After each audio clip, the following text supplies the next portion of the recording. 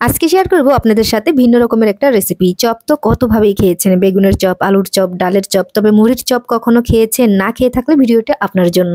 আর আমার কিন্তু এরকম ভিন্ন ধরনের ভিডিও দিতে অনেক বেশি ভালো লাগে, আর আপনারাও এত বেশি পছন্দ করেন, সেজন্য কিন্তু নতুন নতুন ভিডিও দেওয়ার চেষ্টা করি। তো প্রথমে আমি 1 কাপ পরিমাণে বেসন চেলে নিয়েছি। অবশ্যই কিন্তু এখানে ভালো করে চেলে নেবেন, এতে করে কিন্তু ফ্রেশ একটা আপনারা বেসন পাবেন। তারপর দিয়ে দিচ্ছি এখানে স্বাদ মতো লবণ, হলুদের গুঁড়া, মরিচের গুঁড়া, ধনিয়া গুঁড়া দিয়ে দিচ্ছি হাফ চামচের মতো, আর একটু জিরার গুঁড়া দিয়েছি। দিয়ে দেবো এখানে পানি। তো নরমাল পানি অল্প অল্প করে দেবো, আর আমি এভাবে করে মিক্স করে নিচ্ছি। অবশ্যই এখানে পানিটা অল্প অল্প করে দিতে হবে আর মিক্স করে নিতে হবে, একসঙ্গে পানিটা দিতে যাবেন না, এতে করে কিন্তু এটা পাতলা হয়ে যেতে পারে, সেজন্য কিন্তু এটা খেয়াল রাখতে হবে। তো পানিটা দিয়েছি, ঘনত্বটা দেখে হয়তো আপনারা বুঝতে পারছেন। আর এটা ভালোভাবে করে একটু ফিটিয়ে নিতে হবে 2 থেকে 3 মিনিটের মতো, এতে করে যখন এটা ভাজবেন এটা কিন্তু ফুলবে ভালো। এখন হচ্ছে এখানে আমি 1 কাপের মতো মুড়ি দিয়ে দেব, তারপর দিয়ে দিচ্ছি এখানে গাজর কুচি। তো আমি একটা গাজরের অর্ধেক আমি কুচি করে দিয়েছি, একটা পেঁয়াজ কুচি দিয়েছি, আর একটা টমেটোর অর্ধেক টমেটো দিয়েছি, আর দিয়ে দেবো কাঁচা মরিচ, ঝালটা কমিয়ে বাড়িয়ে দিতে পারেন যার যার পছন্দ অনুযায়ী। তারপর দিয়ে দেবো এখানে ধনিয়া পাতা কুচি। এখন হচ্ছে আলতো আলতো করে এটাকে মাখাতে হবে, একসঙ্গে একদম ভর্তা করা যাবে না। তো আলতো আলতো করে এটাকে মেখে নিতে হবে, এতে করে যখন এটা ভাজবেন একদম মচমচে হবে। মুড়িটা যখন খাবেন কামড়ে কামড়ে বুঝতে পারবেন যে এটার টেস্টটা কতটা পরিমাণের মজার হয়ে থাকে। তো এইভাবে করে কিন্তু আমি মেখে নিয়েছি, দেখেন আমি কিন্তু হাত দিয়ে আলতো আলতো করে ধরে মেখে নিয়েছি। তো মাখা কিন্তু হয়ে গেছে।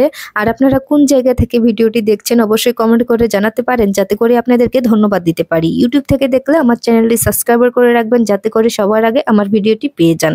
আর কড়াইতে আমি তেল দিয়েছি, দেখতেই পাচ্ছেন তেলটা কিন্তু আগেই আমি গরম করে নিয়েছি। আর এই পর্যায়ে চুলার আঁচটা মিডিয়ামে রেখেছি, হাই হিটে রাখা যাবে না, এতে করে কিন্তু পুড়ে যাওয়ার সম্ভাবনা থাকে, সেই কারণে কিন্তু চুলার আঁচটা মিডিয়ামে রেখে ভেজে নিতে হবে।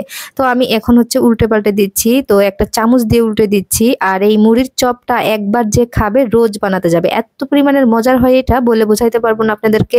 চাইলে কিন্তু এটা বানিয়ে ইফতার আইটেমেও রাখতে পারেন, আবার চাইলে বিকালে খেতে মন চাইলে ঝটপট করে বিকালের নাস্তায় এটা রাখতে পারেন।